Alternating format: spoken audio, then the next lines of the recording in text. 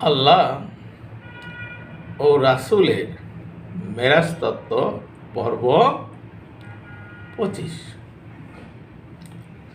যেহেতু দুই ধনুকের ব্যবধানে আল্লাহ এবং রাসূল মিলিত হয়েছিলেন। আল্লাহ হলেন স্রষ্টা আর রাসূল সাল্লাল্লাহু হলেন সৃষ্টি। তো এনারা স্রষ্টা আর সৃষ্টির মিলিত যে অংশটা সেটি হচ্ছে দর্শন বা মেরাজ। তো কোরআনের সূরা নজমের 8 ও 9 নম্বর আয়াতের এই দুই ধনুক বা পূর্ণ গোলক বা পূর্ণ বৃত্তের ধারণাকে আমরা যদি বৈজ্ঞানিক দৃষ্টিতে ব্যাখ্যা করি তাহলে বিষয়টি কেমন দাঁড়াবে? প্রশ্ন। দেখুন, আমাদের ব্যাখ্যাটি যদি রসায়ন শাস্ত্রের বিষয়ে হয় তাহলে আপনারা যারা বুঝতে পারেন নাই বা বোঝেন নাই তেনাদের জন্য বুঝতে সহজ হবে।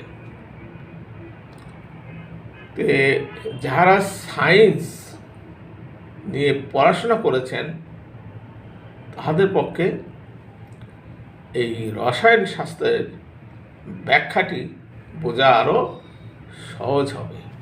তাহলে চলুন আমরা বৈজ্ঞানিক দৃষ্টিতে ফিরে যাই।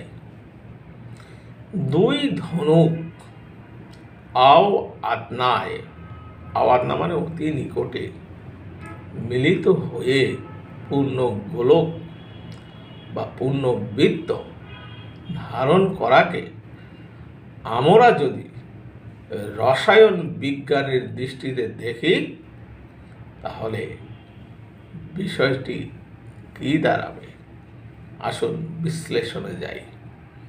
যেহেতু দুই বস্তু মিলিত হওয়ার বিষয় দাঁড়িয়েছে আল্লাহ এবং রাসূলের, সেই মোতাবেক আমরা কি বলতে পারি না যে দুই বস্তু যেখানে মিলিত হয়েছে উভয় হল কি রসায়নের ভাষায় সমসত্ব দ্রবণ বা মিশ্রণ, একে অপরের সঙ্গে সমানভাবে মিশে যায়।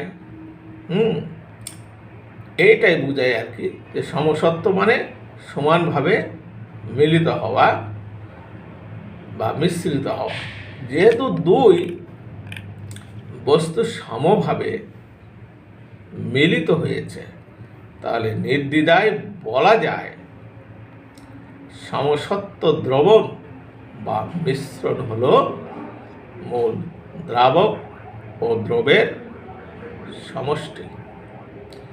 যা দ্রবণে দ্রবীভূত হয় তাকে দ্রব বলে, আর যে দ্রবীভূত করে তাকে দ্রাবক বলে। তাহলে আপনার দ্রব আর দ্রাবক কাকে বলে আমরা বুঝতে পারলাম। যেমন পানি উৎকৃষ্ট দ্রাবক রসায়নের ভাষায়, এবং চিনি হলো দ্রব। পানিতে যদি চিনি দ্রবীভূত বা মিশ্রিত করা হয় তাহলে যে সমসত্ব দ্রবণ বা মিশ্রণ তৈরি হয় তাকে আমরা এক নামে কি বলি? শরবত বলি না? পানি আর চিনি যখন আমরা মিশ্রিত করি তখন কি পানি আর চিনি আলাদা করা যায়? যায় না। তার নাম তখন আমরা দিই কি? শরবত। বিষয়টি মনে রেখেন। আমরা এই পরের পর্বে এই দ্রব আর দ্রাবকের বিষয়টি নিয়ে আরও বিস্তারিত আলোচনা করব। এখনকার মতো এ পর্যন্তই। ধন্যবাদ। সবাই ভালো থাকবেন।